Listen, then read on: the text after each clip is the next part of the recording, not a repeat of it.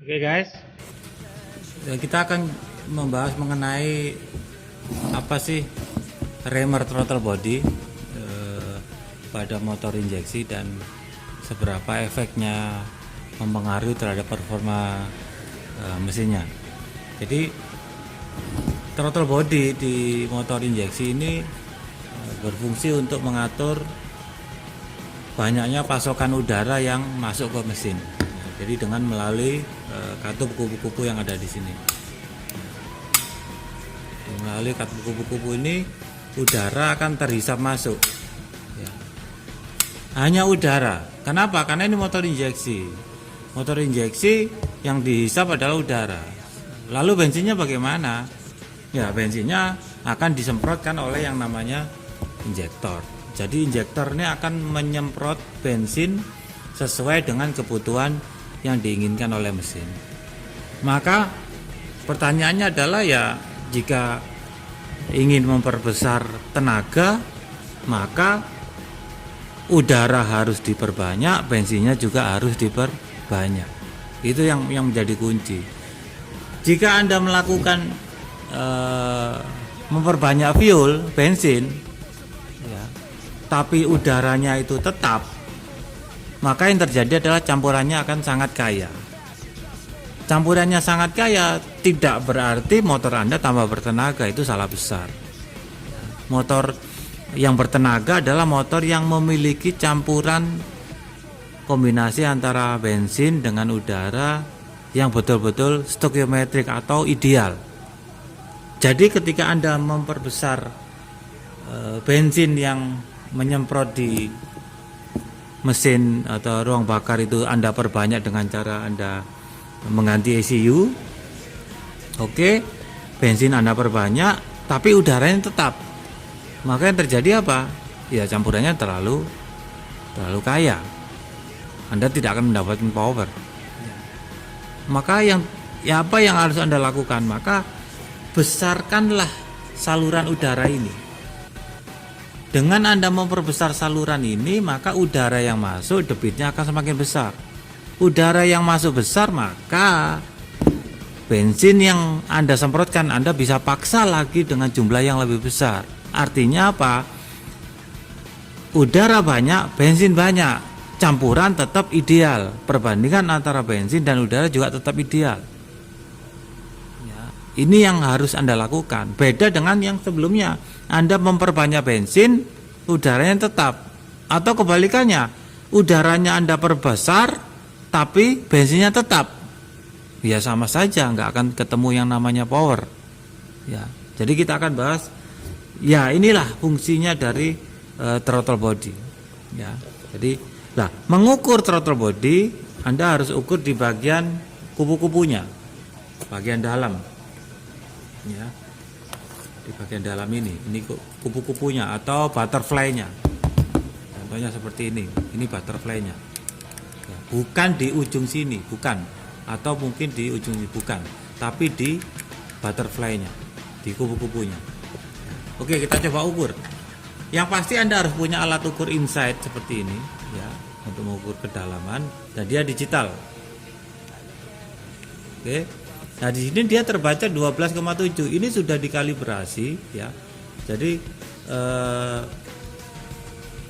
lebar sebesar ini sudah dikalibrasi sebesar 12,7. Artinya ya ini adalah titik nolnya, atau 12,7 inilah titik dasarnya.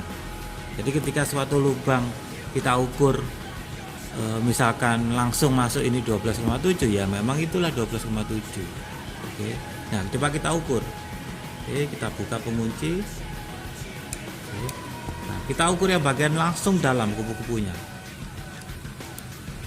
Nah, di sini terbaca 29,8 atau bisa kita bulatkan menjadi 30. Berarti ini contoh ada throttle body CB150, ya. CB150.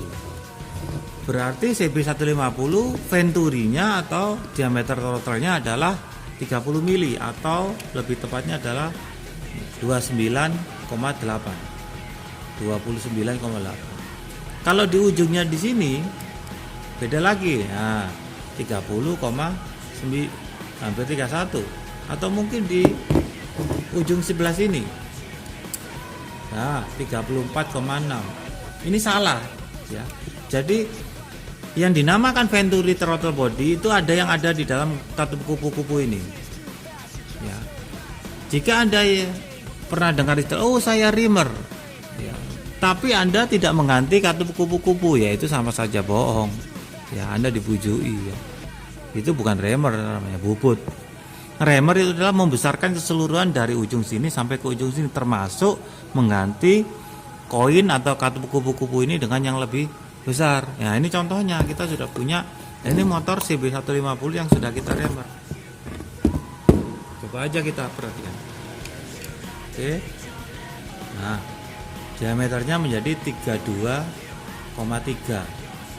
Ya, Anda lihat yang di dalam kupu-kupu. Kalau di luarnya ya,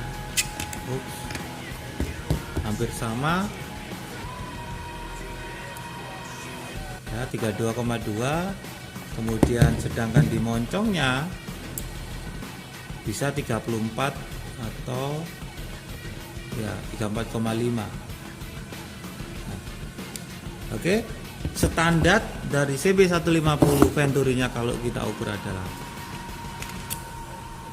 29,8. Setelah kita reamer, tentu dengan mengganti kupu-kupu yang di dalam butterfly-nya, kita ukur menjadi 32,1. Ini yang dinamakan reamer ya. Artinya Anda melakukan pembesaran lubang dari throttle body, termasuk juga mengganti dari katup kupu-kupu ini ya.